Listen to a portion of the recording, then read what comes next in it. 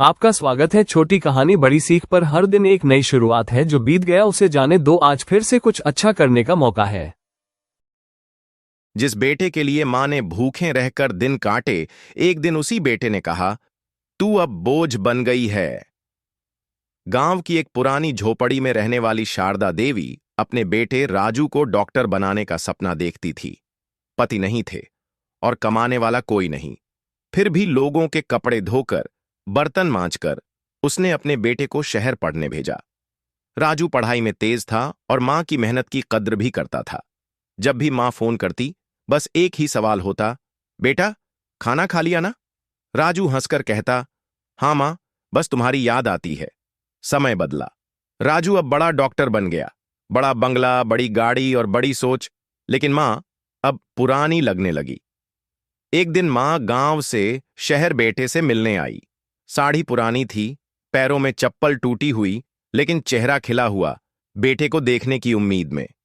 Raju office से लौटा तो मां को देखकर चौंक गया। मां, बिना बताए क्यों आई? लोग क्या कहेंगे तुम्हें देखकर? मां मुस्कुराई, बस तुझसे मिलने का मन था बेटा।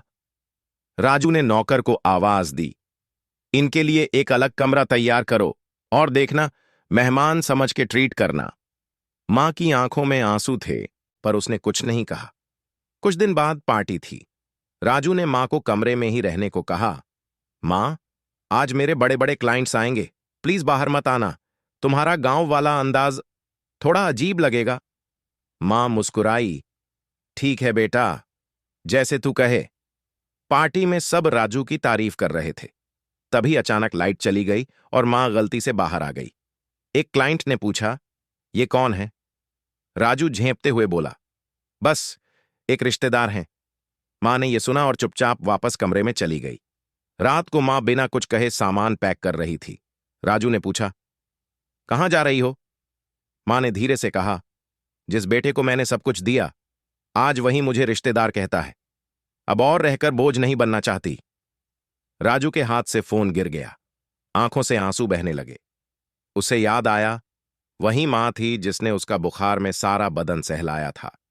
वही मां थी जिसने भूखे रहकर उसकी फीस भरी थी। राजू दौड़कर मां के पैरों में गिर पड़ा।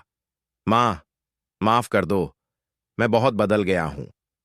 मां ने सिर पर हाथ फेरते हुए कहा, बेटा बड़ा आदमी बन जा, लेकिन मां को कभी छोटा मत समझना। जो मां अपने बेटे की छोटी सी तकलीफ देखकर रो पड़ती है, उसे कभी अपने स्टेटस से मत तोलना। मां मां होती है, भगवान से भी ऊपर। अगर आपको हमारी आपका स्वागत है। छोटी कहानी बड़ी सीख पर हर दिन एक नई शुरुआत है। जो बीत गया उसे जाने दो, आज फिर से कुछ अच्छा करने का मौका है। हमें फेसबुक पर भी फॉलो करें, लिंक नीचे डिस्क्रिप्शन में है। आपका कीमती समय देने के लिए दिल से धन्यवाद। फिर मिलेंगे एक नई कहानी के साथ।